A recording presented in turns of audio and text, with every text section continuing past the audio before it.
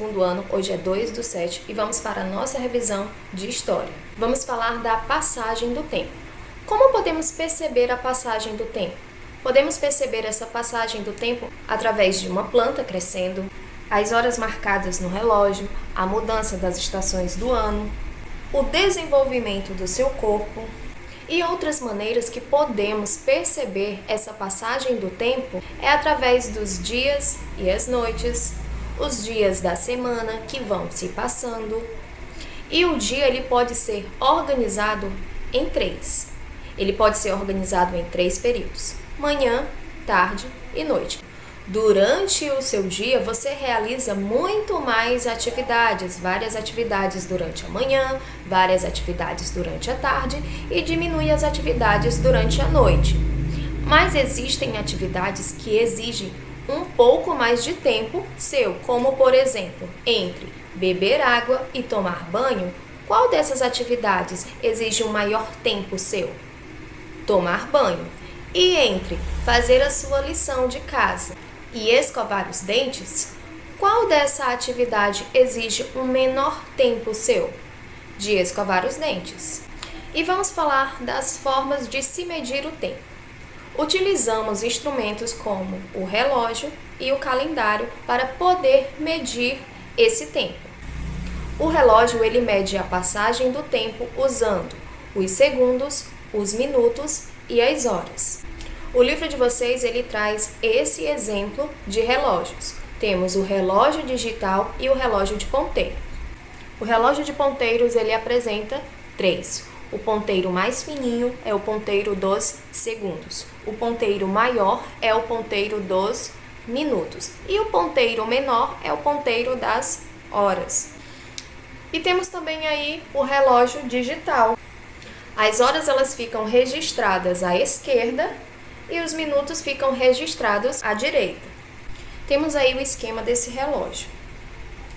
Os números que estão fora do relógio são os números que representam os minutos, sendo que eles são de 5 em 5, como você pode olhar aí.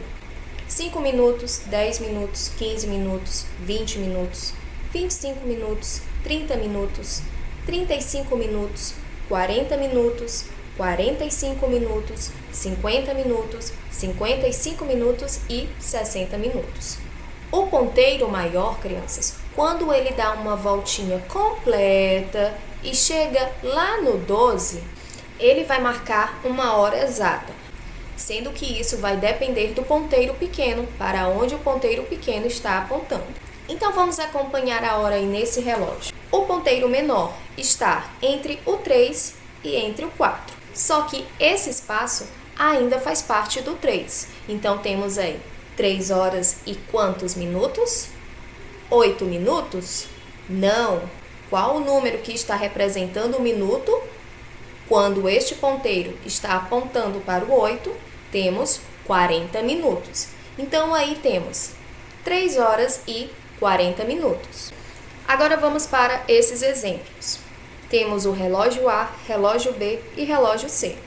Lembra quando eu falei que o ponteiro maior, quando ele está no 12, ele vai indicar a hora exata. Isso dependendo do ponteiro menor.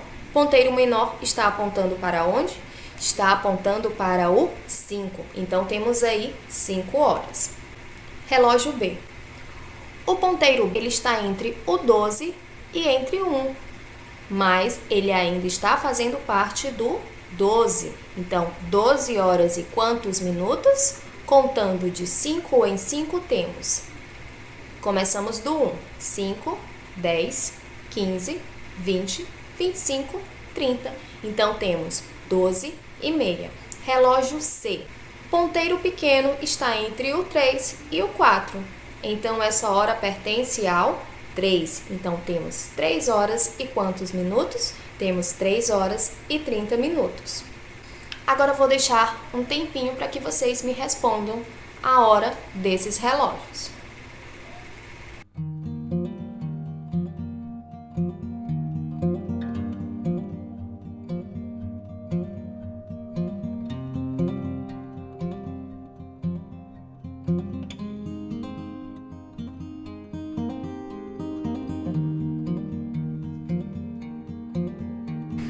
Então vamos lá. O primeiro relógio você respondeu que horas? 8 horas e 30 minutos. Próximo relógio, você respondeu o quê? Você respondeu 7 horas e 30 minutos.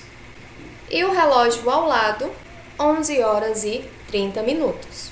Mas antes de existirem esses relógios, o relógio digital e o relógio de ponteiros, o homem ele utilizou outros para poder marcar o tempo. E esses outros relógios que ele usou, ele utilizava elementos da natureza, como a areia, a luz solar e o vento. Então vamos acompanhar aí esses relógios.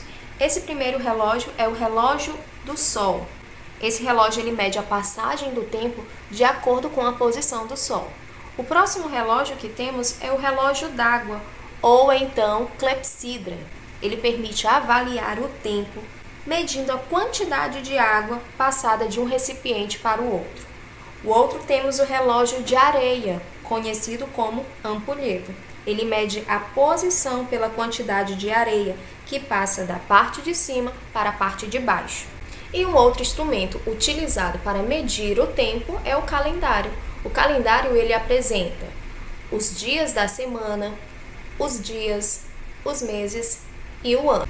E para que utilizamos o calendário? Utilizamos o calendário para saber que dia é hoje, que dia foi ontem, que dia será amanhã, quantos dias falta para as férias. E nós utilizamos o calendário que organiza o tempo dessa maneira. O ano, os meses, temos quantos meses? Temos 12 meses. E esses meses eles são divididos de 30 dias ou 31 dias. Com exceção ao mês de fevereiro. Esse é um mês mais curto, que ele pode ser de 28 ou 29 dias.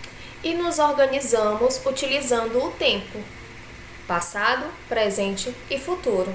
Expressões como ontem, hoje e amanhã. Utilizamos o ontem para o passado, o hoje para o presente e o amanhã para o futuro. Minha história de vida. Durante a nossa vida, passamos por vários momentos que nos marcaram e marcaram a vida de outras pessoas.